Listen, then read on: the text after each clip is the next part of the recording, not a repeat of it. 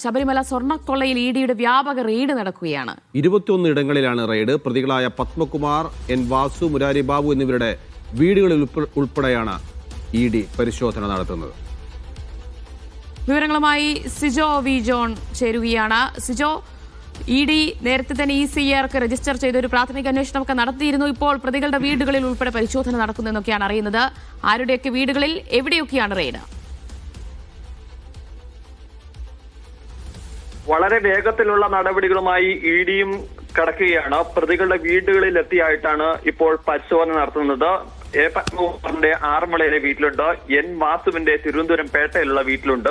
അതോടൊപ്പം തന്നെ വിവിധയിടങ്ങളിൽ മറ്റു പ്രതികളുടെ ഒരേ സമയമുള്ള പരിശോധനയാണ് ഇപ്പോൾ നടക്കുന്നത്. ചിലയിടങ്ങളിൽ പരിശോധന ആരംഭിച്ചിട്ടുണ്ട്, മറ്റിടങ്ങളിൽ പരിശോധനകളിലേക്ക് കടക്കുകയും ചെയ്തിട്ടുണ്ട്. സംഘം എന്തായാലും ഓരോരുത്തരുടെയും വീട്ടിൽ കൃത്യമായ സമയം പ്രകാരം എത്തിയിട്ടുണ്ട്. ചിലയിടങ്ങളിൽ ആ വീട്ടുകളിൽ ആളുകൾ ഇല്ലാത്തതിനാലും അല്ലെങ്കിൽ കുറച്ച് സമയം വേണം, അതുമായി ബന്ധപ്പെട്ട് മറ്റാളുകളോടുമായി അഭ്യാസപരമായി സംസാരിക്കണം എന്നുള്ളൊക്കെ വിവരങ്ങൾ നൽകിയതിന്റെ അടിസ്ഥാനത്തിൽ പരിശോധന നടപടികളിലേക്ക് കടന്നിട്ടില്ല. പക്ഷേ ഇഡി സംഘം എത്തുകയും ചെയ്തിട്ടുണ്ട്. തുടർ നടപടികളിലേക്ക് ഇഡിയും കടക്കുകയാണ്. വളരെ വേഗത്തിലാണ് ഈ നടപടികളിലേക്ക് ഒരേ സമയം ഇഡി കടക്കുന്നതെന്നുള്ളതാണ്. സ്വാഭാവികമായി നമ്മൾ ഈ പ്രതികളിൽ വിവിധയിടങ്ങളിലായിട്ടുള്ള പരിശോധനകളാണ് പല സമയങ്ങളിലായിട്ട് കാണുന്നതെങ്കിൽ പക്ഷേ ഇവിടെ കൃത്യമായി ഓരോ സ്ഥലങ്ങൾ സ്പോട്ട് ചെയ്തതിനു ശേഷം ആ സ്ഥലങ്ങളിലേക്ക് കൃത്യമായ സമയത്ത് തന്നെ ഇഡി ഉദ്യോഗസ്ഥർ എത്തുകയായിരുന്നു. ഇതുമായി ബന്ധപ്പെട്ട രേഖകൾ പരിശോധിക്കുക എന്നുള്ളതാണ് ഏറ്റവും പ്രധാനപ്പെട്ട കാര്യം.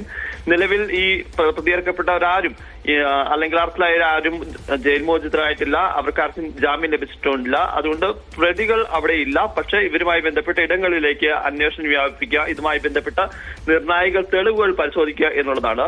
പൂർണ്ണമായ വിവരങ്ങൾ സ്വാഭാവികമായും ഇഡിയുടെ കൈവശം അല്ലെങ്കിൽ ഇത്തരമായി ബന്ധപ്പെട്ട കിട്ടിയിട്ടുണ്ടാവില്ല. കാരണം ഇവിടുന്ന് പരിശോധന ലഭിക്കുമെന്ന് പ്രതീക്ഷിക്കാൻ സാധിക്കില്ല. കാരണം പല തെളിവുകളും ഇപ്പോൾ ഇത് അന്വേഷിക്കുന്ന SITയുടെ കൈവശമാണ്. അതിൽ ചില വിവരങ്ങൾ, ചില രേഖകളൊക്കെ SIT അവർക്ക് കൈമാറുകയും ചെയ്തിട്ടുണ്ട്. ആ രേഖകൾ ഉൾപ്പെടെ പരിശോധിച്ച ശേഷമാണ് മറ്റ് കൂടുതൽ തെളിവുകൾ ശേഖരിക്കുന്നതിന്റെ ഭാഗമായി ഇപ്പോൾ ഇഡിയും കടന്നിരിക്കുന്നത്. എന്തായാലും ഇവിടെ എത്തി പരമാവധി രേഖകൾ ശേഖരിക്കുക, ഇതുമായി ബന്ധപ്പെട്ട കൂടുതൽ ആളുകളിൽ നിന്ന് മൊഴി രേഖപ്പെടുത്തുക എന്നുള്ളതാണ്.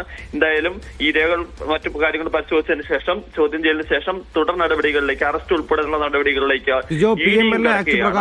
കേസെടുക്കാനാണല്ലോ ഇഡിക്ക് കോടതി അനുമതി നൽകിയിരിക്കുന്നത്. അപ്പോൾ സ്വാഭാവികമായും ഈ കള്ളപ്പണ ഇടപാടുമായി ബന്ധപ്പെട്ട കാര്യങ്ങളായിരിക്കും അന്വേഷിക്കുന്നത്. അത്തരം രേഖകളിലുള്ള പരിശോധന മാത്രമാണോ ഇപ്പോൾ നടക്കുന്നത്?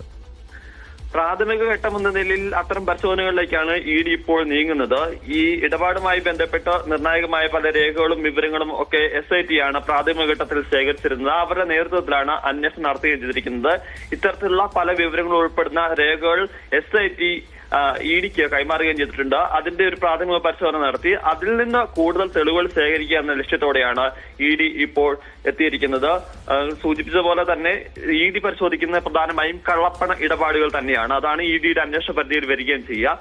അക്കാര്യത്തിൽ കൂടുതൽ രേഖകൾ പരിശോധിക്കുക, ഇവരുടെ വസ്തുവകൾ വാങ്ങിയതിന്റെ വിവരങ്ങൾ, മറ്റ് ഡെപ്പോസിറ്റ് വിവരങ്ങൾ, അതോടൊപ്പം തന്നെ ഇവരുമായി ബന്ധപ്പെട്ട കൂടുതൽ ആളുകളുണ്ടാവും. സ്വാഭാവികമായും കള്ളപ്പണം അല്ലെങ്കിൽ കോഴ വാങ്ങി കൈക്കൂലി വാങ്ങുക, പണം തട്ടിപ്പിലൂടെ കിട്ടിയ പണമൊക്കെ സ്വന്തം വസ്തുക്കളായി അല്ലെങ്കിൽ വാങ്ങുക എന്നത് വാങ്ങാൻ ആരും തന്നെ ഉദ്ദേശിക്കില്ല. അതോ ആ സാഹചര്യത്തിലാണ് ബന്ധുക്കളുടെയോ അതല്ലെങ്കിൽ മറ്റു സുഹൃത്തുക്കളുടെയോ ഒക്കെ പേരിലേക്ക് വസ്തുവകൾ വാങ്ങുക. അപ്പോൾ സ്വാഭാവികമായും ഇനിയും കൂടുതൽ ഇടങ്ങളിൽ നമുക്ക് ഇതുമായി ബന്ധപ്പെട്ട റെയ്ഡും പരിശോധനയും ഒക്കെ പ്രതീക്ഷിക്കുകയും ചെയ്യാം. എന്തായാലും പ്രതികളുടെ എല്ലാവരുടെയും വീട്ടിൽ ഒരേ സമയം എത്തി പരിശോധനകൾ നടത്തുക എന്നുള്ളതാണ് അന്വേഷണ സംഘം ഇപ്പോൾ.